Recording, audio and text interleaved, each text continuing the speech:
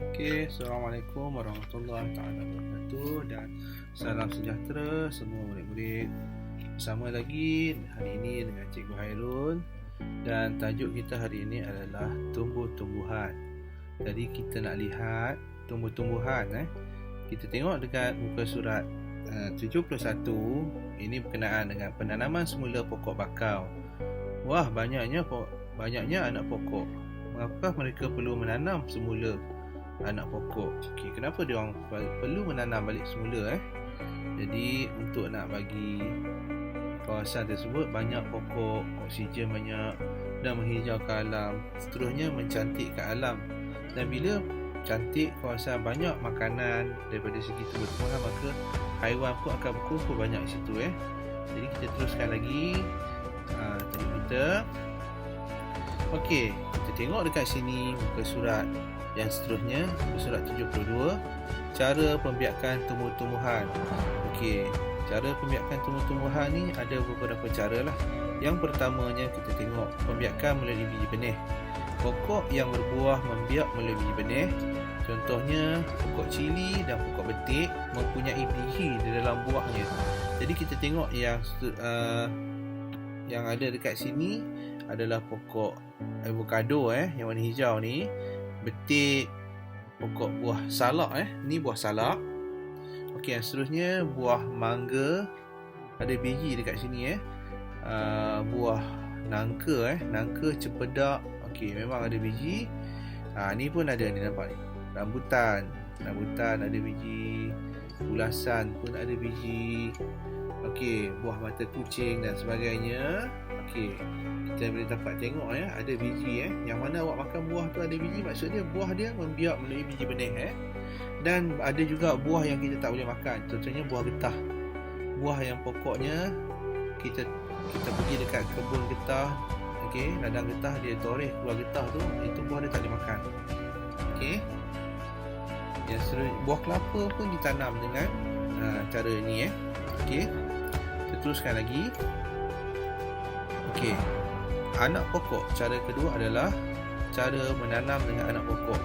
Contohnya dekat sini ada pisang dan pokok keladi. Anak pokok yang tumbuh di sekeliling induknya boleh menjadi pokok yang baru. Dan kita tengok dekat sini, di sini cikgu ada tunjukkan kamu tentang pokok lidah mentua ataupun lidah jin yang dia ada keluar dekat anak di tepi ni. Kita boleh potong dekat sini, tanam balik semula dekat ni. Pokok pisang, biasalah pokok pisang dekat sini pun ada anak dia boleh tumbuh semula. Dan pokok keladi dia mengeluarkan anak di tepi bawah ni, bawah pasu ni tepi pasu ni. Dan nampak ni dekat sini pokok nanas, ini adalah anak pokok. Dan pokok lidah buaya. Sebenarnya banyak lagi pokok yang ni kamu boleh cari sendiri untuk pengetahuan kamu. Itulah yang kita boleh lihat ni. Ni adalah pokok dia pokok lidah buaya ataupun aloe vera. Yang seterusnya batang bawah tanah. Batang bawah tanah contohnya bawang. Batang bawah tanah ialah bahagian pokok yang boleh menjadi pokok baharu apabila ditanam dalam tanah. Jadi kita ambil bawang, kita tanam, dia keluarlah daun dia dan dia akan bercambah menjadi pokok yang lebih banyak. Bawang dia akan bercambah. Begitu juga dengan halia. Ni pokok halia halia, kunyit, lengkuas. Banyak lagi dan juga kita tengok ubi keledek. Siapa tak suka ubi keledek sedap juga, buat cucur pun sedap. Jadi kita tengok dia tanam daun dia pun boleh dimakan ubi dia pun sedap, boleh dimakan. Yang ni adalah kentang. Ubi kentang, batang bawah tanah. Dia tanam balik biji buah dia, dia punya ubi, maka ubi tersebut akan tumbuh sebagai anak pokok yang baru. Dia akan bercambah lagi termasuklah kacang. Kacang pun kita tanam, tapi kacang biji benih termasuk dalam biji benih, tapi dia dekat bawah tanah. Dia tak sama macam ubi. Tengok seterusnya spora. Apa itu spora? Spora ni kalau kita tengok dekat belakang bawah ni bawah ni, contoh bawah cendawan ni ada debu halus debu yang menjadi benih dia. Bila ditiup angin, bila dilanggap oleh haiwan yang lalu dalam situ, maka spora tu akan terbang, dia jatuh ke tanah yang lembap. Jika sesuai dengan tanah tersebut dengan ataupun di pokok ke di mana-mana yang lembab lah, yang ada kompos dan sebagainya, dia akan tumbuh balik semula. Begitu juga dengan paku pakis. Pucuk paku apa semua yang awak makan tu kan. Banyak lagi paku pakis yang tumbuh. Dan di batang ni ada dua jenis. Pertama, pokok duit-duit. Dia tumbuh guna spora, dan juga lumut. Lumut pun ada lumut yang memang tumbuh menggunakan sporadium. Dia akan bebaskan bunyi angin, atau debu tu akan terbang hingga di pokok lain, dia akan tumbuh. Kita tengok keratang batang.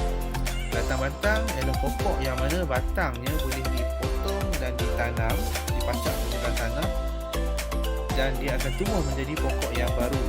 Contohnya pokok ubi kayu, kita potong batang dia, kita pacak, kena siram juga lah, siram, dan dia akan naik menjadi pokok yang baru. Yang seterusnya, ubi kayu kita tak tanam guna ubi dia. Kalau tanam ubi memang tak tumbuh. Tapi kalau kita tanam melalui ikram batang-batang, insya-Allah akan tumbuh. Pokok bunga kertas, nak tanam pokok bunga kertas, kena potong, tanam batang dia. Yang seterusnya buluh. Ini buluh yang telah dipotong, dan dia akan menjadi buluh yang banyak bila ditanam, dipacak di tanah. Yang seterusnya, ini adalah tebu. Tebu pun lebih kurang macam buluh tapi tebu dia lebih lembut sikit lah. Kita boleh kunyah dia punya batang dia tu dalam tu kan. Dan seterusnya bunga raya. Bunga raya tak kira lah warna apa pun, dia akan boleh menggunakan keratang batang ataupun cara tut tanaman. Yang seterusnya pokok bunga kertas, pokok bunga ros.